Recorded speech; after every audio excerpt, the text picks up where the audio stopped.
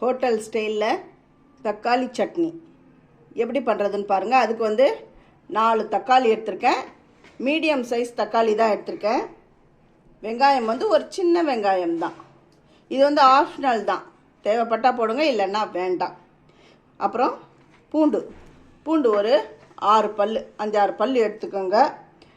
Red chilli, சிகப்பு மிளகாய், காரத்துக்கு 3 மிளகாய் எடுத்துருக்கேன். உங்களுக்கு காரத்துக்கு ஏற்ற மாதிரி நீங்கள் எடுத்துக்கோங்க.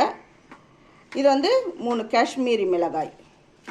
இந்த கலருக்காக அந்த அளவுக்கு காரம் இருக்காது. கருவேப்பிலை கொஞ்சமாக ஒரே ஒரு ஆர்க் எடுத்துருக்கேன்.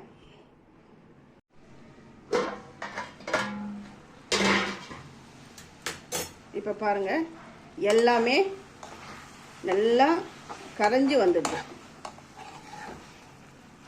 இந்த டைமில் ஸ்டவ் ஆஃப் பண்ணிடுறேன். இது கொஞ்சம் ஆறணும். இது நல்லா ஆறட்டும். ஆறின உடனே மிக்ஸி ஜாரில் போட்டு கிரைண்ட் பண்ணிக்கலாம். எல்லாம் சேர்த்துட்டேன். கொஞ்சமாக தண்ணி விட்டுக்கிறேன். இந்த கடாயில் ஒட்டின்னு இருக்கு பாருங்கள்.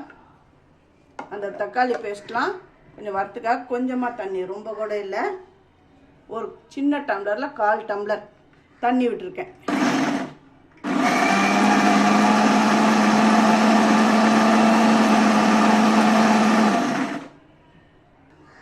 ஏற்கனவே நான் உப்பு திட்டம் பார்த்துட்டேன். நீங்கள் பார்த்துக்கோங்க, பத்தலைன்னா போட்டுக்கோங்க.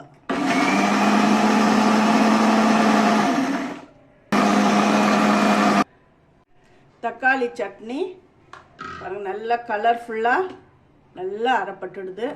இப்போ இதை தாளிக்கணும். தக்காளி சட்னியை இதில் கொட்டிக்கோங்க. நல்லா எண்ணெய் நல்லா பிரிஞ்சு வர அளவுக்கு நல்லா வதக்கிக்கோங்க.